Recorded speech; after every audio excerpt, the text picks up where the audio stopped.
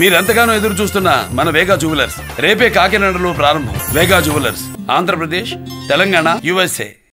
ఏంటది అబ్బాయికి ఓనర్ ఎవరు అంటే నీకు ఓనర్ ఎవరు నేను దాని ఆన్సర్ చెప్పాలంటే లైక్ క్వశ్చన్ ఎక్స్ప్లెయిన్ చేయాలంటే నా బాయ్ ఫ్రెండ్ ఎవరు అనే కదా, అంతే కదా. ఇది అంత పర్సనల్ నేను ఇన్స్టాల్ చెప్పాల్సిన అంత అవసరం లేదు. రేపు పెళ్ళైనప్పుడు మమ్మీ డాడీకి చెప్తాను, అక్కడ వరకు ఫైన్. ఓకే, సో మొత్తానికి అయితే ప్రజెంట్ ఫ్రీగా హ్యాపీగానే అయితే ఉన్నా అంటావు. Hypothetical question. ఓకే, సో అంటే మేబీ ఉన్నారేమో అని నేను అనుకుంటున్నా. సో చెప్తలేదంటే మేబీ అఫ్ కోర్స్ ఉండే ఉంటారు. సో ఎవరు అదృష్టవంతులు అని చెప్పి చాలా మంది అనుకుంటున్నారు, నేను అనుకుంటలేను. సో ఇంకా ఎలా నడుస్తుంది లైఫ్?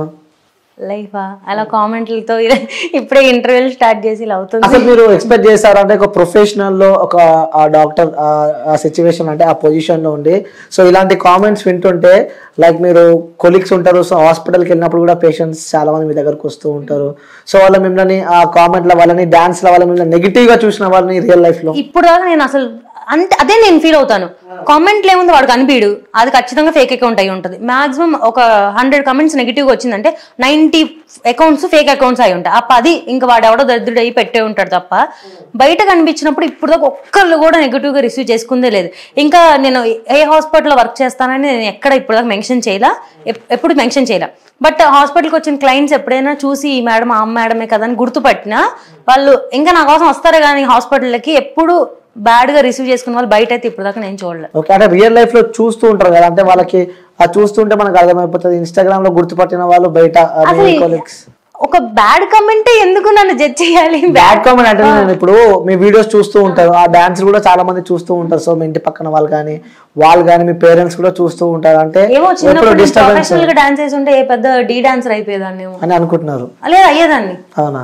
ఓకే, సో మీ ఇంట్లో వాళ్ళు ఎప్పుడు ఏమన్నా మరి మిమ్మల్ని ఎందుకు ఇలాంటి డాన్సెస్ చేస్తుంటే ఇలాంటి ఫస్ట్ మీరు మాట్లాడుతున్నప్పుడు ఇలాంటి డాన్స్ అలాంటివి అనిపిస్తుంది కాబట్టి అలాంటి డాన్స్ అది మీ పర్స్పెక్టివ్, మీ సెట్ ఆఫ్ మైండ్ కూడా నా పర్స్పెక్టివ్ అడగడానికి ఇది కాదు ఇంటర్వ్యూ కాబట్టి జనాల వర్షన్ నేను మిమ్మల్ని అడుగుతున్నా. సో వాళ్ళు నన్ను ఈ క్వశ్చన్స్ అడుగుమన్నారు కాబట్టి సో ఉన్నారు వాళ్ళ పేర్లు నేను చెప్పలేను కదా. సో చాలా మంది జనాలు చూస్తూ ఉంటారు, ఈ అక్కని ఇంటర్వ్యూ, ఆ పిల్లలు ఇంటర్వ్యూ, ఆ పోరిన్ ఇంటర్వ్యూ అని చెప్పి చాలా మంది చెప్తూ ఉంటారు. సో అందులో మీరు ఒకరు నన్ను ఇంటర్వ్యూ చేసేది ఈ రోజు.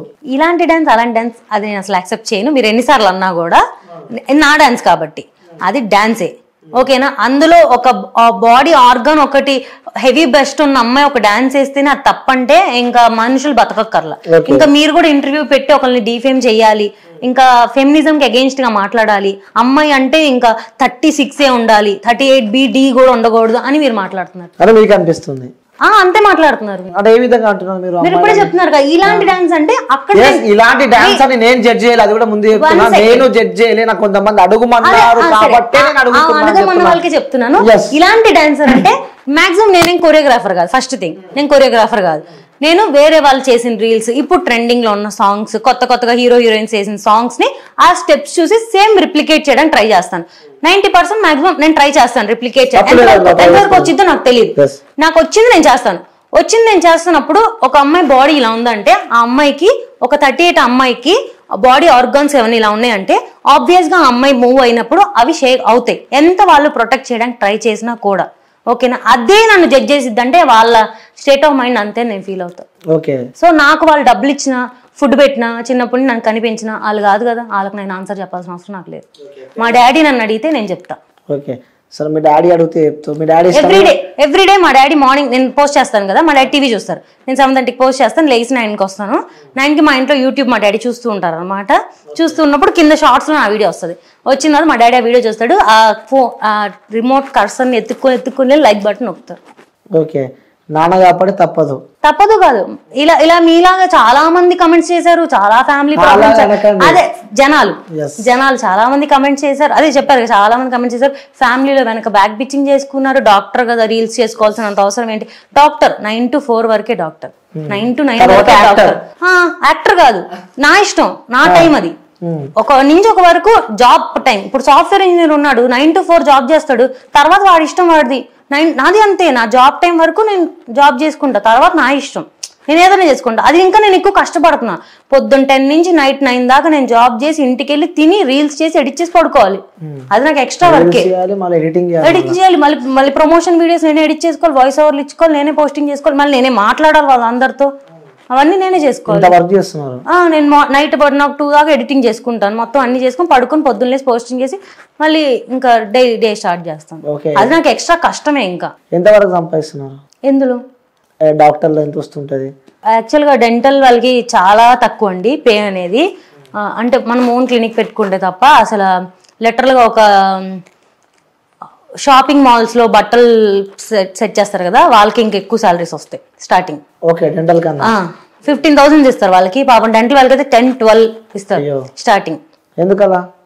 అది డెంటల్ కి డిమాండ్ ఇప్పుడు అలాగే అవుతుందండి. సో ఎంత డాక్టర్ అయినా అది చాలా తక్కువ.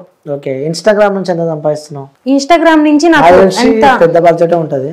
అస్సలు లేదు, వెయిట్ చేస్తున్నా. అస్సలు లేదు. అంటే నాకు చాలా షార్ట్ స్పాన్. నేను ఇన్స్టా స్టార్ట్ చేసి నాకు కెరియర్ వచ్చింది, నా 100K నాకు ఫాస్ట్ గా వచ్చేసింది. బట్ జనాలకు నేను తెలియదు, ప్రమోషన్స్ ఏం రాలేదు. ఎందుకంటే నాకు వీడియోస్ కౌంట్ తక్కువ, ఫాలోవర్స్ ఎక్కువ. రీచ్ ఫాలోవర్స్ అందరూ ఫాలో కొట్టేస్తారు, రీచ్ వెళ్ళదు కదా. నాకు రీచ్ అనేది ఒక కన్సిస్టెంట్ గానే మనకు పెరిగిద్ది.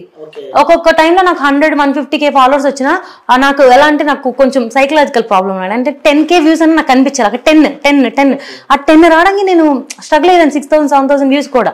ఇప్పుడు ఎలా అంటే ఇప్పుడు నేను ఉన్న స్టేజ్ నాకు 100K మినిమం టచ్ అవ్వాలి ఒక వీడియో. అంటే టచ్ అవ్వకపోతే నేను ఏంటి వెళ్ళట్లా అలా ఫీల్ అవుతా. ఇంకోటి చాలా మంది కూడా ఉన్న డౌట్, అది మీ వీడియోస్ చూస్తేనేమో చాలా తక్కువ ఉన్నాయి.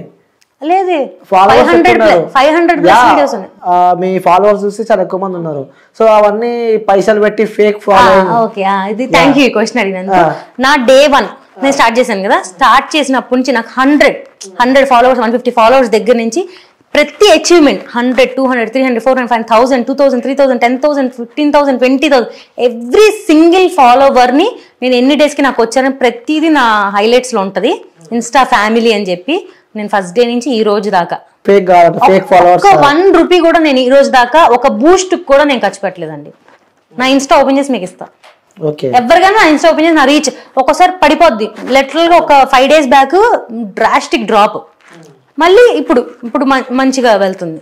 ఓకే, అంత ఈజీగా అంత ఫాలోవర్స్ రావడం ఇట్స్ నాట్ ఏ జోక్ కదా. సో మేబీ వాళ్ళకి డౌట్ ఉంటది.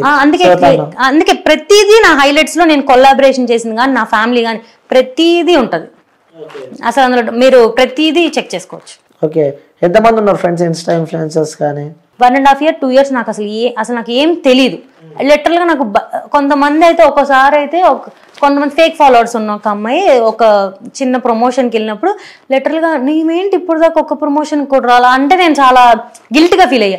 అందుకే ఈ క్వశ్చన్ నేను అడిగిన. ఒక ప్రమోషన్స్ కూడా అంత సరిగా లేవు. సో చాలా మందికి డౌట్ వస్తూ ఉంటది, లైక్ ఫేక్ ఫాలోవర్స్ ఉన్నారు కాబట్టి. అసలు వన్ సింగిల్ రూపీ యాక్చువల్ గా అంత ఖర్చు పెట్టిన డబ్బులు కూడా నా దగ్గర లేవు. అందుకే డాక్టర్ చదివించిన. మేము మిడిల్ క్లాస్ అండి. నా ఫైనల్ ఇయర్ ఫీజు కట్టడానికి లిటరల్ గా మా మమ్మీ డాడీ ఫుల్ స్ట్రగుల్ అయ్యి 4th year ఫీజు కట్టలేక నా ఎగ్జామ్ ఆగిపోద్ది అన్న స్టేజ్ లో మా డాడీ మా క్యాస్ట్ ప్రెసిడెంట్ కృష్ణా డిస్ట్రిక్ట్ కి. సో మా క్యాస్ట్ వాళ్ళు వేరే కంట్రీస్ లో ఉంటారు కదా, వాళ్ళని రిక్వెస్ట్ చేస్తే నాకు కెనడా US నుంచి కొంచెం డొనేషన్స్ మా కాలేజ్ అకౌంట్ లో పడితే నేను ఫైనల్ ఇయర్ చదివా. నేను యాక్చువల్గా పీజీ చేయలేదు, ఎందుకంటే పీజీ ఫ్రీ సీట్ కొట్టినా కూడా 4.5 lakhs per year కట్టాలి. అండ్ ఎక్కువ ఇన్స్ట్రుమెంట్సే మాకు 2.5 lakhs అవుతుంది per year. నాకు 7 lakhs కావాలి. అది అంత మేము అఫోర్డ్ చేయలేక నేను పీజీ కూడా చదవలేదు, అది స్టాప్ చేసా. ఓకే, సో మాటలా మర్చిపోయారు, ఇన్స్టా ఎంత వస్తుంది రెవెన్యూ? ఇన్స్టా అదే చెప్పాను కదా, స్టార్టింగ్ నాకు అసలు ఎంత ఇస్తారో కూడా తెలీదు. నా ఫస్ట్ ప్రమోషన్కి వచ్చింది నాకు 300 rupees. సెకండ్ ప్రమోషన్కి వచ్చిన ఆయన ఎంత కావాలి మేడం అని అడిగాడు. ఆయన ఒక US యాప్ అనమాట, వాళ్ళకి చాలా తక్కువ కదా 300-500 అంటే. నాకు అది చెప్పడం కూడా తెలీదు. నాకు 300 rupees ఇచ్చారండి అని చెప్తే ఆయన లిటరల్గా నా మీద జాలిపడి, మేడం ఇంకెప్పుడు ఇలా చెప్పకండి మీరు, నేను మీకు 5,000 ఇస్తానంటే అసలు నేను గాల్లో ఎగిరిపోయాను అనమాట. అప్పుడు థర్డ్ ప్రమోషన్ నేను అంతే ఎక్స్పెక్ట్ చేశా, వాళ్ళు 1,000 కూడా ఇవ్వాల. 1,000 ఇచ్చారు. అడిగితే 1,000 ఇచ్చారు. సో అలా 2,000, 3,000, 1,000 ఇప్పుడే అండి. అంటే ఇప్పుడు నాకు యాక్చువల్ గా అంత నాలెడ్జ్ లేదు, బయట ఎంత ఛార్జ్ చేస్తారని కూడా నాకు తెలియదు. ఈ మధ్య ఒక 6 months నుంచి ఏమో కొంచెం బయట మాట్లాడడం, జనాలతో కలవడం తెలిసినది. ఓకే ఇలా ఉంటది మార్కెట్, ఇంత ఉంటది, ఇంత పే చేసుకోవాలి, ఎక్కువ చేయకూడదు మనం.